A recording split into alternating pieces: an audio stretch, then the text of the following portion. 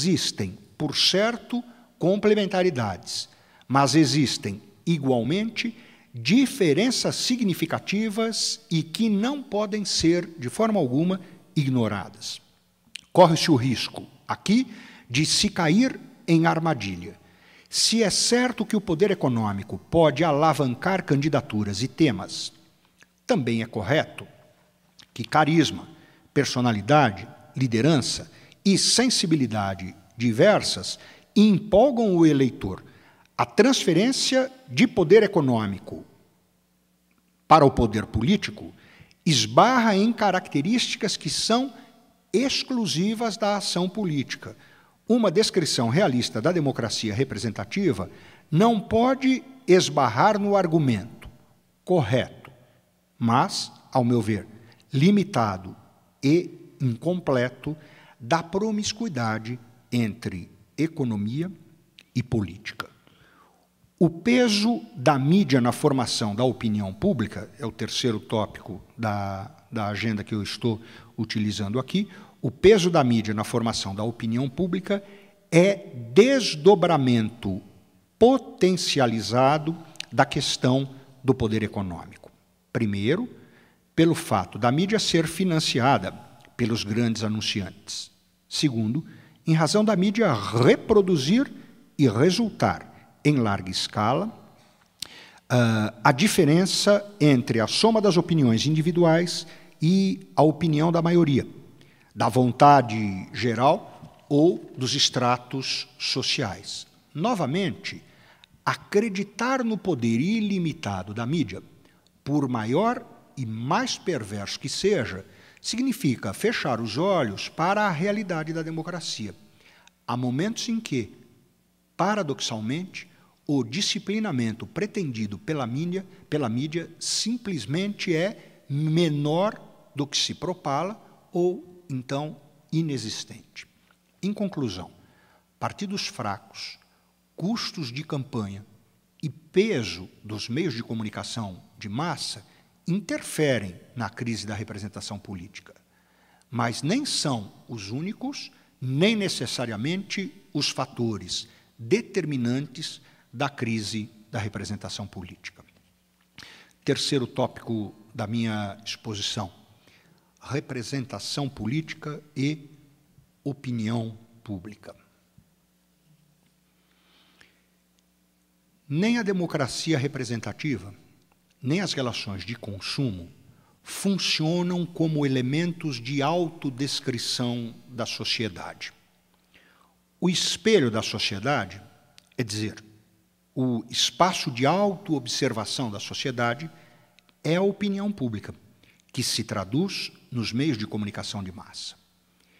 Como tudo pode ser tema da política, e o sistema político tende à expansão, a transformação dos problemas em problemas políticos depende do consenso possível, bem como do dissenso junto à opinião pública.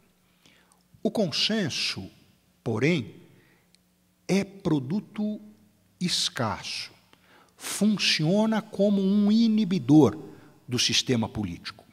Deve ser constantemente reativado. Portanto, é oscilante, é variável e instável. A representação política transforma as manifestações da opinião pública em temas da política. Isso não significa que o sistema político possa formatar qualquer tema ao seu bel prazer. A representatividade política tem estruturas e operações que não lhe permitem fazer as vezes do sistema jurídico ou do sistema econômico, para ilustrar. Isso me parece muito, muito importante. Enriquece qualquer diagnóstico crítico que se queira fazer da democracia representativa. A democracia não pode postular pretensões ilimitadas como se fossem direitos fundamentais. Muitas vezes, olhando os meus colegas, particularmente nas faculdades de Direito, eu fico com a impressão de que alguns deles acreditam no direito fundamental às pretensões limitadas. Ora, o sistema jurídico possui limites operacionais, a economia e a política possuem limites operacionais que não resistem a determinadas pretensões. E levar estas coisas em consideração me parece importante para uma discussão a respeito da crise da democracia. Essa ambição da representação, mistura de voluntarismo político e ingenuidade iluminista, decepciona seguidamente a opinião pública. Daí a sensação de que os representantes do povo, quando observam seus eleitores, olham para espelhos como se estivessem com os olhos vendados, cegos para os anseios da opinião pública. A representação política não pode ser o retrato idêntico da opinião pública. A impossibilidade dessa identidade, as partes supostamente identificadas com o todo por força da representação, mostra a obsolescência da semântica da representação política. A opinião pública é construção complexa pela qual a sociedade representa a si própria e se vê como que num espelho. Se diante do espelho existir um outro espelho, quem se olhar num deles verá infinitas imagens de si mesmo, o reflexo de si mesmo. Mas os olhos dos espelhos, ou do espelho, não veem nada. É desse modo paradoxal que a representação política observa a opinião pública. Como a opinião pública é instável, frágil e mutável, ela se vê sempre no presente. Constrói no presente seu futuro. Por isso, pode-se dizer que a opinião pública é o resultado da evolução da sociedade. A opinião pública é o horizonte de observação da sociedade. Por isso, também, desestabiliza o sistema político, mostra um horizonte vulnerável de possibilidades e incorpora a inevitável contingência do futuro. Elimina antigos privilégios, mas, ao mesmo tempo, cria outros. Expande a participação, mas levanta obstáculos burocráticos que a bloqueiam. Inclui e gera novas exclusões. Cada escolha multiplica as chances de novas escolhas. Democracia, nesses termos, significa manutenção de amplo e alargado horizonte de escolhas. A crítica à democracia representativa muitas vezes aponta para a diferença entre opinião pública e representação. Falta de identidade entre representante e representado. Crise dos valores. Ora, valores são fórmulas consensuais. Liberdade, paz, justiça. Alguém se atreve a ser contra?